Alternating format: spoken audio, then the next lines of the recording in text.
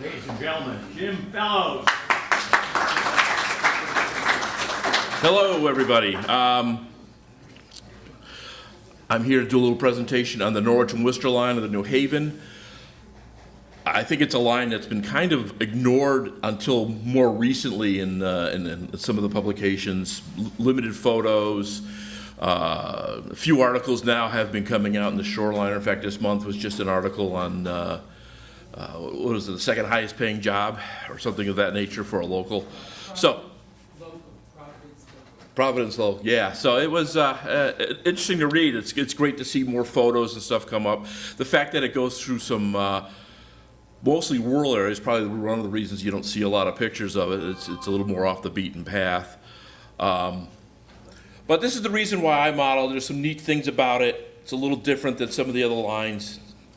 So I only have 94 slides, so hang on, we're going to go quickly. So let's see. This is the Norwich and Worcester right here. It's basically the gateway to northern New England. Met with the Boston and Maine here, and then eventually with the Maine Central and Bangor and Aroostook up in Maine. But anything basically northeastern New England, a lot of paper, a lot of potatoes, a lot of lumber, things of that nature coming out. It was the gateway. It was also the only way that New Haven could get passenger trains to Maine because, and they still can't do it. The North Station and South Station are not connected, so it was the way to get to Maine. Here's a little more detailed diagram of the entire line. This is Groton, which is right across the river from here, and this is a Conrail era map, I believe, but it shows you a lot of the sidings, a lot of the yards were, for my model railroad, just to let you know, and that's where I'll be concentrating on, the south end of my layout is going to be Plainfield, Connecticut. I skipped Norwich and Jewett City, which are two of the big ones, and again, there's plenty of stuff to model there. And then Putnam is going to be a major player in my layout, and Worcester, Massachusetts, where it connected with the Boston and Maine and the New York Central's B&A branch would be a strong term. Oh. So why the N&W interchange with the B&M in New York Central? I like the B&M, so at the least it gives me some place to display B&M locomotives. Single track main line makes it a little more interesting for operations. Interchange with other New Haven branches in Putnam and Plainfield. There were connections with lines. Putnam was severed to Hartford in the '55 flood, but Putnam, continued. You could go up to Reedville from there and into Boston. And Plainfield was Providence, and then the other direction would be Willimantic. It also technically had an interchange with the Central Vermont and Norwich, but I don't know how much, especially in the 50s, that was actually used. Multiple passenger trains, first class and local, multiple through and local freights, a nice mix of country and urban scenery, and a manageable size for a basement. A variety of industries, including newly built high-volume industries. There was a major glass factory built in the late 50s. American Standard built a facility making porcelain fixtures in the 50s as well. So, and of course, a lot of heavy bridge traffic from northern New England. And I need to fix that typo there. I'm modeling, like I said, Worcester, Mass, where I have the interchange with the B&M and the New York Central. Putnam, Connecticut, because there's a lot of action in Putnam. You also have the crossover from Boston to Hartford. And Plainfield, Connecticut, again, another interchange within the New Haven itself. I do 1958 as a year to model. I do like the McGinnis schemes. I'm not a huge steam guy, though that R3 looks very tempting, and they certainly did run on the on the N&W. So that might have to get one of those. So that's that's why I like to model it. Now, I start off, I'm gonna go north to south, also east to west, as the New Haven would say, but physically north to south. It's a large yard, had a modern engine facility. It's shared with the Boston and Maine. It was built in 1953 when they tore down the old roundhouse, so it was a brand new facility. The actual engine house in some form is still standing now. It's been completely resided and kind of surrounded by the expanded Providence of Worcester engine facility, but the one corner is still the original building. I know Dick Fralick had some pictures. We actually got to ride through it on one of the fan trips that NHRHTA sponsored back in the 80s. There's several industries within the yard limits. There's 2 or 3 ore dealers. There's multiple coal and coke dealers, a scrap dealer, Lind Air, a team track, a 30-ton overhead crane was located in the yard. Interchange with the New York Central and the Boston and Maine. When 290 was being built, they moved.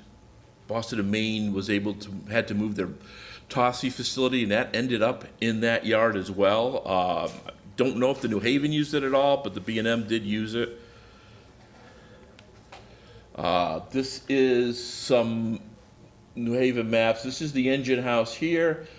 This would be north is going up here, south is down here.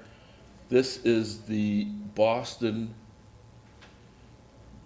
and Albany. No, I'm sorry, I'm confusing myself.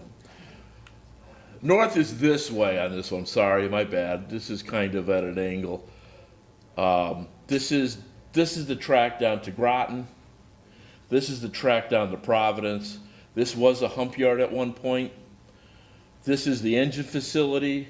After it was remodeled, the roundhouse and stuff was in this area. 2 oil dealers in here, a third one over here, coal and coke dealers over here. There was a coal gas company over here that supplied power to the city of Worcester. So there's a lot of action going down here. Concrete platforms for the bulk tracks. The overhead crane is right there. The Tossie facility was put in this area. Providence of Worcester still has a lot of action going on in here. You can pull into here and kind of see what's going on. This is elevated to some degree up here. This is the Boston and Albany up here. I just have to reorient myself. I'm sorry, I should have. Now again, this is the Boston and Albany. North is kind of, well, there you go, north is that way. This is those two, that triangle coming back together. It comes up and you can either go up to the Boston and Albany and B&A interchange, or up here was the Norwich and Worcester Railroad Freight House. There's also a tower in here, which is gone. And then there's another tower somewhere in here that still exists. It's all boarded up, but it's a typical New Haven concrete tower. Here's some shots of the area in this would probably be more like the 60s, but this is the engine house looking northwest. This is southeast. This is the opposite direction. The sanding tower. This is the coal gas gas works company over here. Again, Boston and Maine GP18. Proof that FL9s did show up there, although it might have been a fan trip, who knows. Again, FAs, this building still exists. This Providence of Worcester owns it. Uses it as an office. Again, it's looking to the southeast. No, I'm sorry, looking to the northwest. There's no CN tower in this picture. So this is the southern side of the engine facility. Looks like a B&M unit, a couple New Haven FL9s, camp train. In the 60s, you got the Alpert units. Here's the sand, and there's the gas works over and behind there. So a lot of action going on here. I don't know what year this is. This is just a neat photo of the American I forget which special this is. I can't read it. Special, something American special. But what this does do is it gives you ramps up here for the bulk tracks, fuel dealer in the background. There's the top of the crane. So, and I think this is before they rebuilt the engine house, because I believe this is the old sand tower that served the roundhouse. So this is pre-53. I'm thinking it's the late 40s when the FAs were coming out. Again, another photo looking to the southeast. Sand tower, nice beat up FAs. This is farther south along the Groton line, the line to Groton, the Norwich and Worcester. Not exactly sure where or even what direction that train is headed, to be honest with you. Looks like it's heading south, if I were to guess. Caboose track behind the engine house. This is, again, south of the engine house. There's your crane, cars in the yard, B&M GP9s, so this puts it late 50s at the earliest. Seemed to be one of the NE3s ended up being assigned to Worcester for a long time. Shows up in a lot of pictures. After they got bounced from mail service, after the new NE6s came in. 50s, 60s, hard to say. I'm guessing 60s. Again, the Bud car that bounced back and forth between New London and Worcester is right there. Again, nice B&M equipment, a lot of B&M equipment. Again, they shared the engine facility. Well, when did the Erie Lackawanna merge? So that gives you an idea. Again, the gas works in the background. There's again another angle of the caboose track, B&M switcher up there. This is definitely the 60s with that paint scheme. But again, it gives you gives me a good excuse to model all sorts of stuff. Again, more shots of the engine house, but it's a very railroady area. It's very railroady scene. I think that's the NE3 again, kicking around. Barrels on a platform for figuring lube oil. These shots are from they were taken in 1958, which is when I model.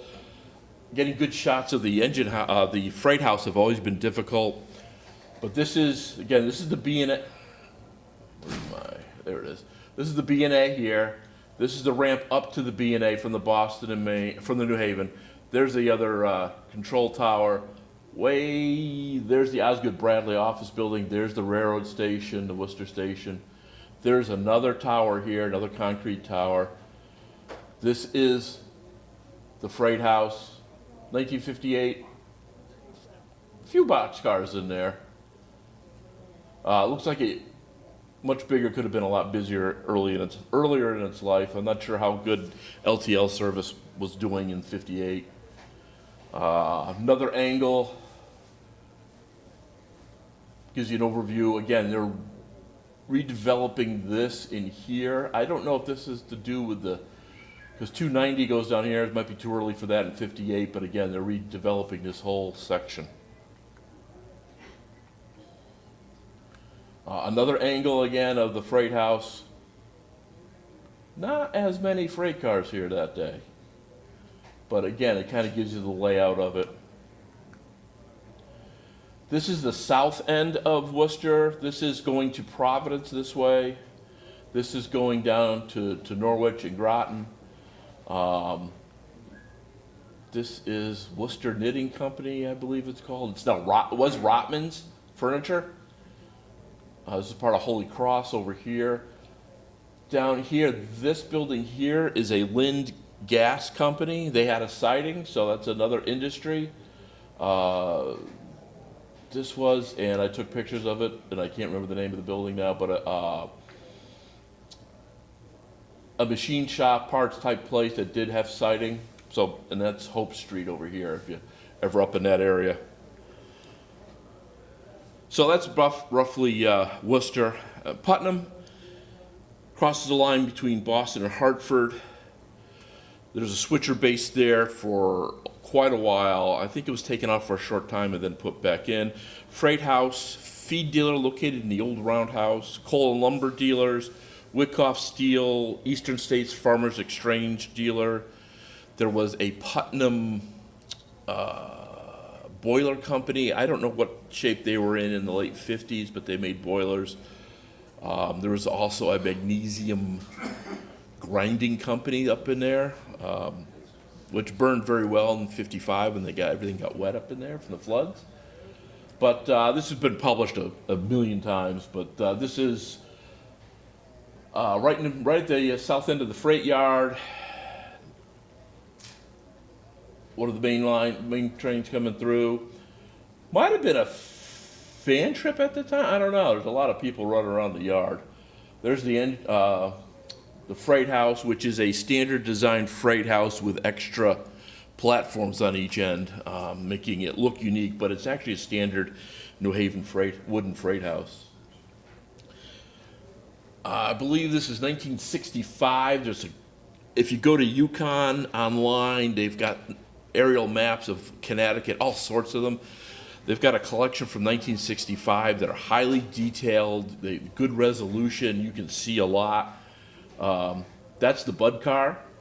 Don't know what direction it's going in, but there's a Bud car. There's an RS3, I believe.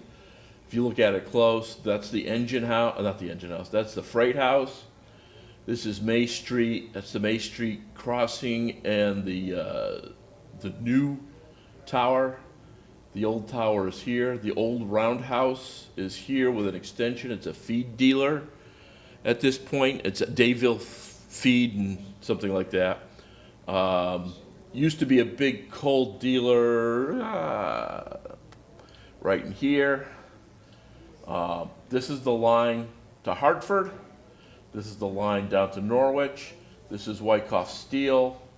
There's the engine house. But you see the yard is pretty busy. There's a building here. I don't know what that is. I'm still trying to find that out. There's quite a few cars in front of it. Quite a bit of traffic here for 1965.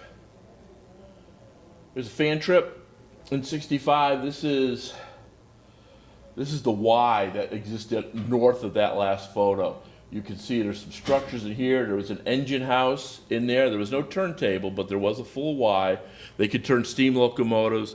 They did on occasion run helper service, stuff going towards Hartford. But this was how they facilitated, because the original turntable was very small. This is the coaling facility, very unique on the New Haven.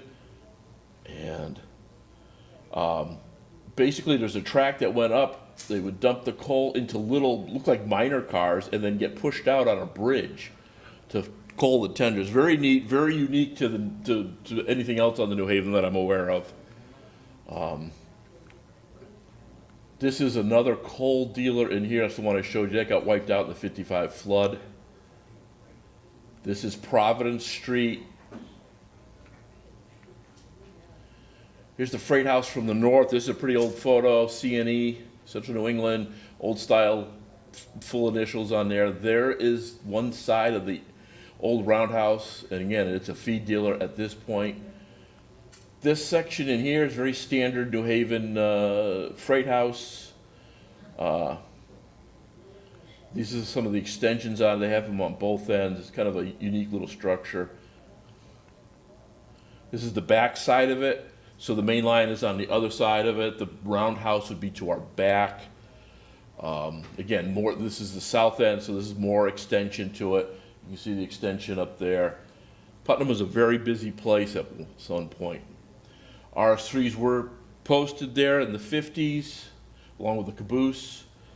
This is that May Street crossing in the back. We'll get better photos of it. But again, this is the extension to the freight house. At one point, Estes units were based there. This is May Street. Again, typical 1950s lash up, couple RS11s, Jeep 9 on the front, coming out of Worcester.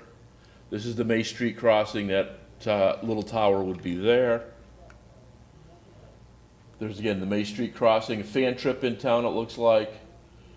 This would be very late 50s, early 60s. RS2 probably coming out of Reedville. The local from Reedville out to here was assigned an RS2 for a while. These were bought. This is the covered gonds bought for brass service, and by the time they were delivered, the brass service industry was collapsing in Waterbury. But the New Haven did find a use for them. Wyckoff Steel, which was located, they had plants in Pittsburgh and where am I? Putnam. So they would ship steel here to be fabricated into specialized shapes and stuff for local. In the 60s, the newest units made it to the NNW, all Alcos, kind of unusual. 227, that's the number of the tower. Again, it was both a tower and a crossing shanty. It was a manually operated gate. Again, this is a close-up. There's your Bud car. Maybe it's a Jeep. Now, it's hard to tell. It's not, the resolution is good, but it's not that good. I feel like I'm looking at the old Cuban Missile sites when I'm looking at this. Again, this building, I'm not sure what it was. I'd be interested to find out. If anybody has any information on this, it's a corrugated metal building. It had ramps out to unload cars. I think the team tracks were up in here, or bulk tracks. There used to be grain dealers and stuff back here, but this all got wiped out in redevelopment, and it's now a big, typical strip plaza. Coal dealer, lumber dealers in here. The bridge over there, passenger station down there. Your pointer is fading. Yes, I don't know if Paul has a. I get a question. Is that's the north of the passenger station? Yes, this one's a little different. This passenger station's down here to the south, and Providence Street and stuff would be up here. There is a colorized photo of the old roundhouse and the extension they put on it. It's Dayville Grain and Coal Company. Dayville is actually farther south, so they had facilities in multiple locations. The roundhouse itself is still intact and is still there. I was there a couple years ago. It had been completely refurbished, and it was a clothing designer was in there of some sorts. And then this building was there for quite a while and has been torn down. A new modern extension that is a performance garage of all things. So it's kind of nice to see that the roundhouse is still there and fixed up. This is, I think this is a Penn Central photo. This is the old tower that I have to read again when this went out of commission, but it was maybe in the 40s, early 50s. There's the extension to the roundhouse. It's now red.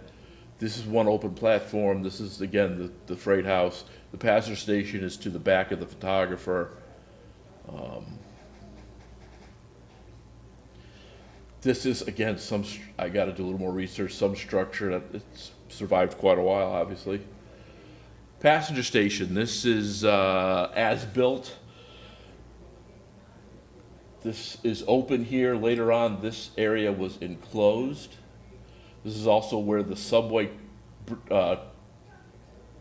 stairs to the subway under the railroad tracks were. You can see it here.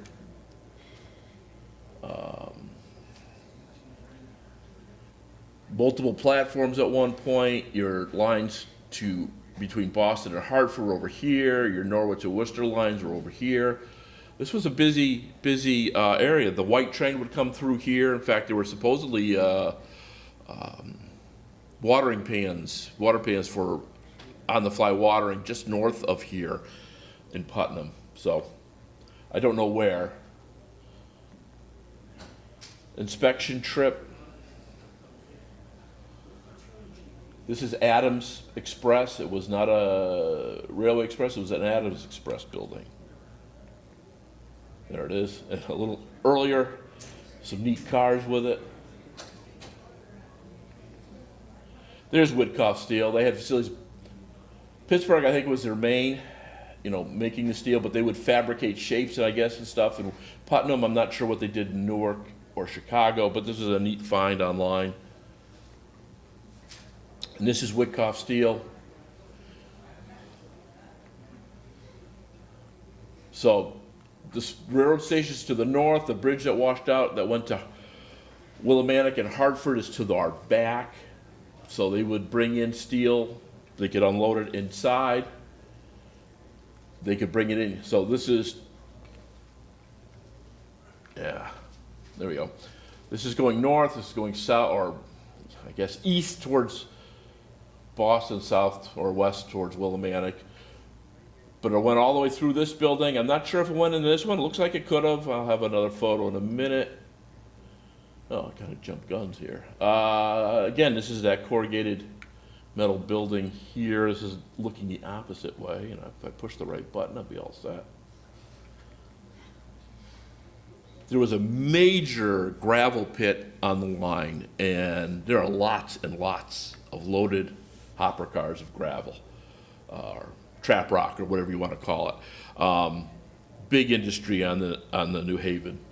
This is also the old Y, long gone at this point. South of the city, there was an Eastern States Farmers Exchange building. I like this photo because they always say, make sure your buildings are big enough to handle the freight cars that come in here. Well, that's a lot of freight cars for that little building. This is how it looks today off of Google Maps, but this was 1965 and it was there prior to that. Now International Paper's down in here. There's a power plant of some sort in the area. But that's the south end of Putnam. I'm moving on to Plainfield. You got a line across us from Willimantic, Providence. Lofton Mills is an industry there. Eastern States Farmers Exchange again. Large covered lumber dealer, team or bulk track, freight house, American Standard plant, large grain dealer. There's the Mills warehouse and a large gravel pit, as I said before. So this is north of Plainfield, but this is the line. This is the gravel pit. It is large. I have more close up. There's some hopper cars there, but it's got a double-ended siding that's pretty long. This is the grain dealer right here. This is very small. This is an earlier photo. And this is a freight house that served mills that were located offline. Eventually, American Standard gets built here. And there it is, it's built.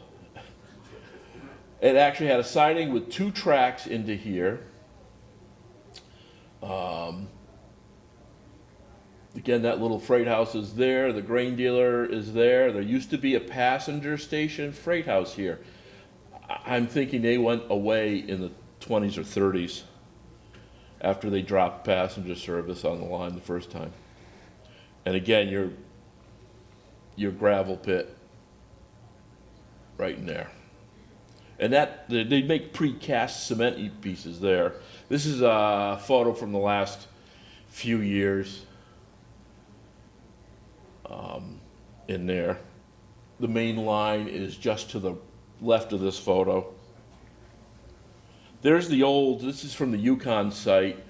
There's the passenger station, and there's the freight house. And some really early freight cars there. This is what the grain dealer looks like now. It's one of the last ones in Connecticut, since the one in Manchester closed a few years ago. This is now a Staples warehouse, but it was American Standard. The siding is still there to some extent, but I don't know if we'll ever see past surface again. This was torn down in the last 10 years, but this is again 90 degrees from the main line. I don't know if the railroad owned it or the mills owned it. I don't know a lot about that. This is a little further south. This is Plainfield itself. This is the Lofton Mills. This is the freight house. The passenger station would have been diagonally right in here between the line to Willimantic and this one off to Providence. Small yard. Here's the covered lumber dealer, kind of like the Walters Lumber Company. They have, looks like it's directions to for aerial. Another compass pointing here for early aircraft, kind of neat. This was the Eastern States Farmers Exchange building in here. So again, a lot of action. There was a switcher based here that would handle local here up a little bit. It would go out to towards Willimantic, and then a local from Providence would come out 2 or 3 times a week to bring stuff out here into the 50s. All the company housing here still exists. This is way overgrown, and a lot of this is getting torn down now. There was a siding that went down in around here, so this did get freight service. There's the original freight house in Plainfield. The Eastern States building is behind it. Some, again, nice old New Haven boxcars. Probably about the same era. This is part of Lofton Mills, an office of some sort. You can see how the siding comes off here. This is the main line. This goes north towards Worcester, south towards Norwich.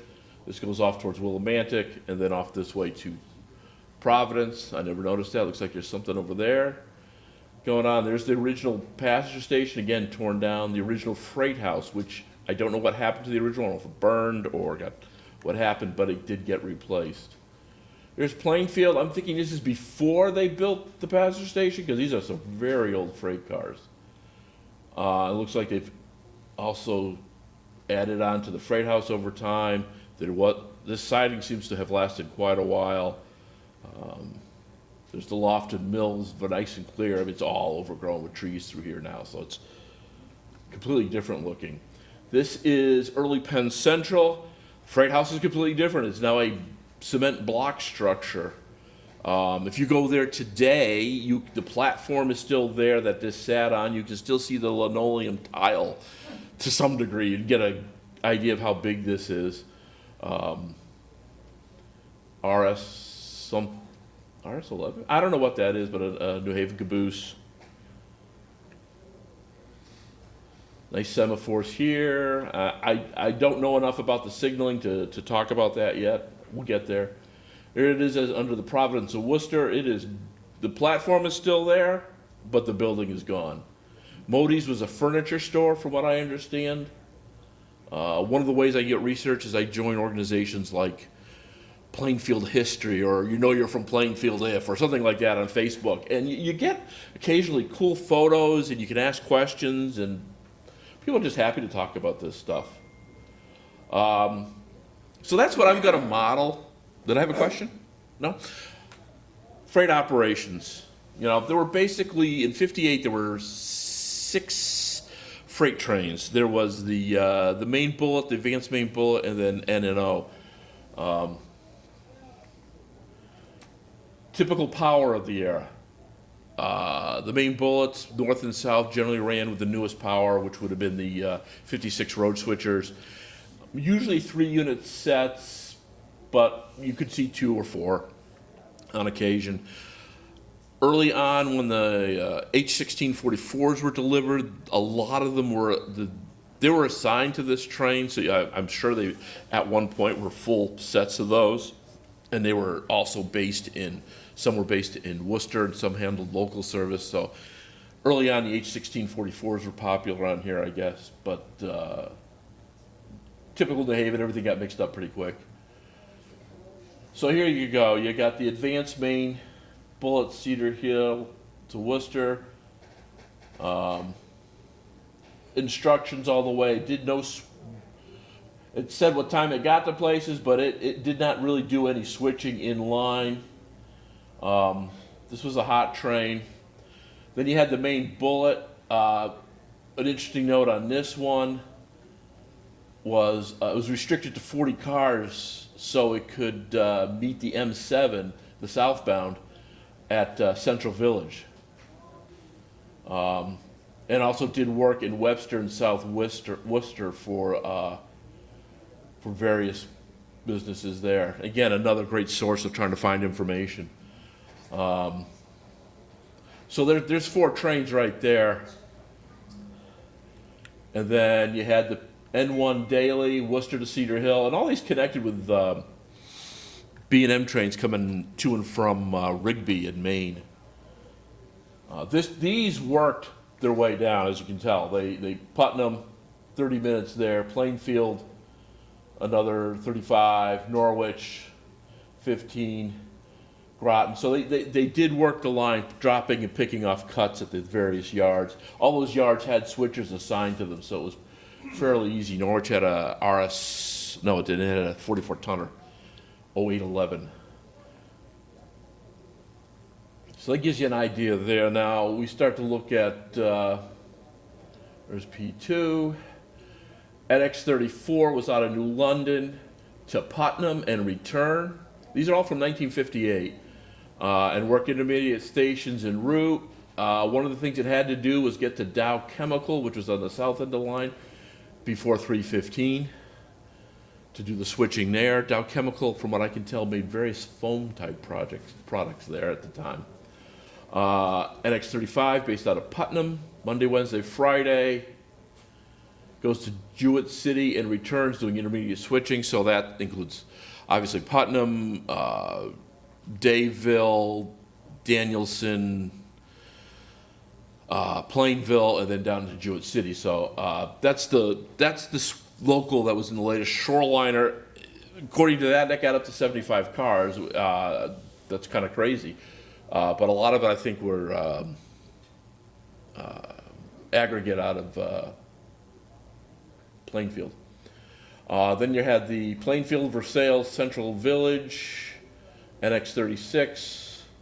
So again, it switches Plainfield, it went out to east towards Willimantic, and then came back and then did Central Village. And then there was another one, this is the Providence Plainfield, and it went up, and that I believe was a 3-day-a-week turn. Passenger trains, this is Webster, Massachusetts, on the N&W.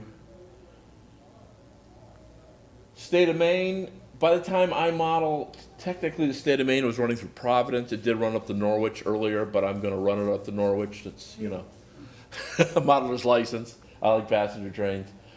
Again, they could have some pretty big trains, depending on the day of the week, and with sleepers going to Bangor, Portland, Concord, New Hampshire, the Bar Harbor, which was a couple times a week during the summer. Those trains could get huge, up to 15 cars, with a mix of New Haven and B&M and Pennsylvania Railroad equipment, plus offline lease. Some of these actually even used, because they were summer trains, Atlantic Coastline and Florida East Coast sleepers were used on that, because Florida service was quiet at that time. Some industries that I haven't mentioned. This is south of Dayville. This is going to be included on the layout somehow. This is Anchor Glass. Actually, it started out as Knox Glass, and then Anchor Glass built in the 50s, lasted into the 80s. Long siding here, along here, double track siding into a covered area. They made glass containers, bottles, and things. These are clips from a video that was taken in the 80s, right before it was closing. But it's a huge facility. Let's see. Covered hoppers, a lot of covered hoppers under this. I'll probably model this with most of it being off layout. Another shot of it, I stole off historical aerials. Again, here's your, it looks like mostly box cars going this way and covered hoppers going this way.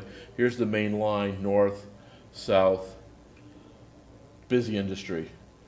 La Rosa pasta. This one I had, or La Rosa macaroni, I should say. This one I kind of discovered by accident. It's in Danielson, Connecticut, built in the 50s. Modern manufacturing facility. This is off Google Maps. Here's the main line. North is this way, south is this way. Large tower here, which is, I believe, a grain elevator or a flour elevator. This is 1965. At least 3 freight cars in there. The tall water tower. I forgot to bring it, but I do have a La Rosa cookbook from the 50s. It's kind of fun. 101 ways to make macaroni or something like that. I also have, well, I'll get that in a minute. Equipment. Again, I talked about the main bullet, the secondary train, N1, P2, or it's the other way around, I forget. Typically it was running up into the 60s with the FAs. Nice mix there, 3 different paint schemes. Again, the Fairbanks Morse, which Rapido just released, lovely model. Got some of those. There's that NE2 again. B&M equipment up there. Funny looking, really rounded cab on the Alco unit. Somebody got the joke. Again, RS2, another H16. This is, I believe, in Putnam. May have been based there at one point late in its career on the New Haven. This actually might be the Southbridge branch, which I didn't mention. I'm not modeling it, but this is a Southbridge branch with a local out of Worcester. RS11. Again, all typical power. This is Putnam. Again, typical New Haven power. Late era New Haven power. Against the same 3 Alcos. U25B showed up as well. Some more stolen photos. S2, yes, S2 bigger, right? 600s, what were they? 2s or, yeah, thank you. RS1 in Plainfield, this is the Eastern States. Farmers be here, the engine, the freight house I think is right over the caboose, and of course the black NE5. Back in Putnam, again, RS1 looks like it was assigned there for a while. This is again 50s, maybe 60s.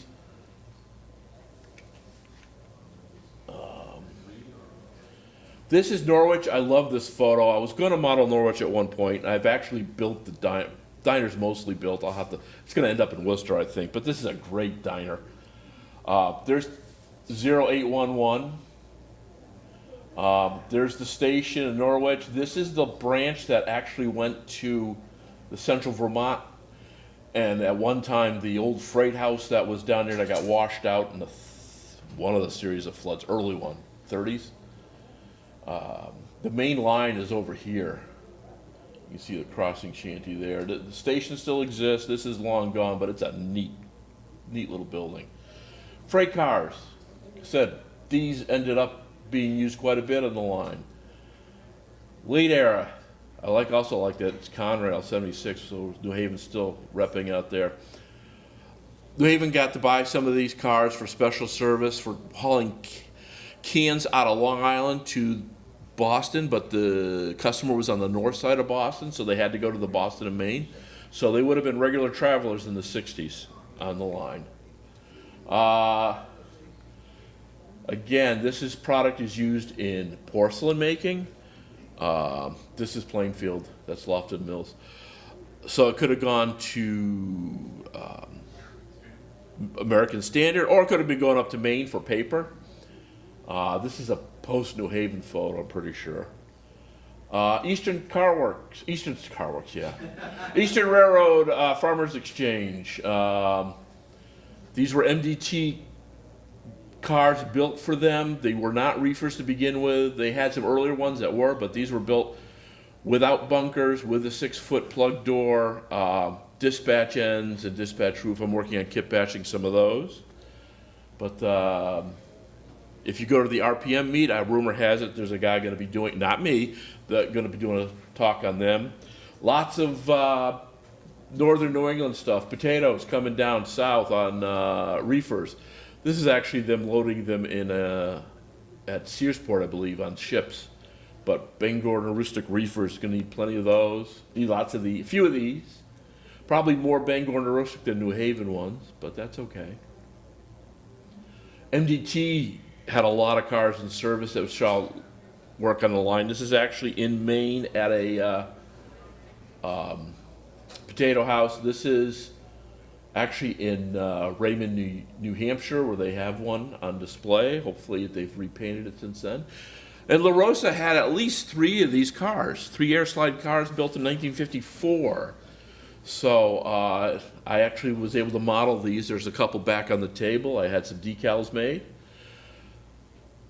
And that's it. That's why I model the Norwich and Worcester. And then I'm going to put a little plug in. A buddy of mine have started a new podcast, the Frugal Model Railroaders podcast, which my wife finds a funny name considering what I do with model railroads. But look us up. We have a whole 1 episode out, but keep your eyes open for us. Any questions from anybody? We blew through that quick. I'm not slow on that. Yes, sir, back there. Will you be running any camp trains? Yes, because I own way too many Pullmans. That's the right answer, right? How do you model through trains on your layout? I'm going to have a staging yard, and they'll just go into there and disappear. I can't turn them around. It's going to be a single staging yard that's centrally located. I'm still finalizing the design. Every time I come to one of these, I talk to people, I see them,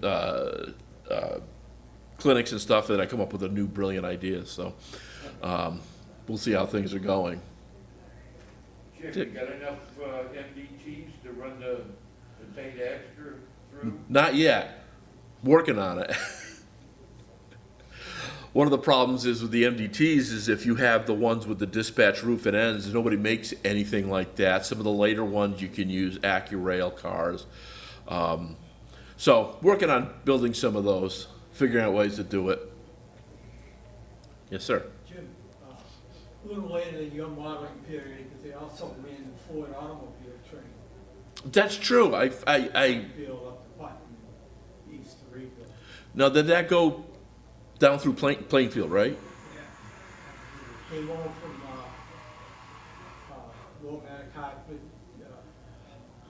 over to Plainfield. Yeah, that'd be good. Norwich and Worcester to Putnam, and then went over the line to, up to, through Blackstone to Reedville. Yeah, that's one of those really odd trains. And the pictures I've seen is like 2 or 3 tri-level auto racks and a couple reefers on the front with an R3 or something. From what I understand, once or twice a week. Yeah. Again, I got, as all of us, I have too many models. So, when I dig out the U25Bs and stuff, I'll run that train. There's somebody else had a question. Yes, sir. 2, actually. Do you have La Rosa decals available? We had a few of us did a quick run made, yeah. They're available for sale? No. Second is the engine house that, I think it was in, Worcester. yeah, it's very truncated. It's only a 2-stall or something. It's only a 2-stall engine house. It's, I actually used a Walthers, I'm in the middle of kit bashing it, a Walthers steel mill building, rearranged and shortened, but I can build it to scale, and I think it's about 100 feet long. Is the real one is 100 feet long, so I'm really close to it. Again, using little modeler's license to get everything to fit. But next year, come and I'll have pictures. Yes, sir. Are you gonna model anything in Norwich? Like the Thermos plant used to drag their glass cars, load them, and bring them to Tacker. And they took the glass and put it in, when they were going plastic, instead of the steel canisters. I wasn't aware of that move, but Yeah, and New Haven they had that switcher like you showed. Yep. That switcher would have moved cars in and out, and then the final process, once they finished it in Tasha, when they built the plant, they made it the glass cylinder, the inner, with the plastic. Yeah. They were going down, we're talking about the 70s and the 80s, they were already doing that. They were doing the steel. yeah, it's funny. I The started. building is still there. Oh yeah, I've actually built The furnace is there. Yeah, if you look at the aerial photos, you can see it really well. The glass one. I was originally going to do Norwich, and I've actually kit bashed kind of a background, a flat model Right. of it with the thermos bottles on the side, the white thermos bottles. At the plant, there's a giant thermos bottle. Yeah. On the plant. But what's left of it? Yeah. Part of it's apartments now, I think. Yes, no, the charter school there. Oh, And okay. apartments. Okay. Yes, right next to it. Anything else? Well, thank you very much.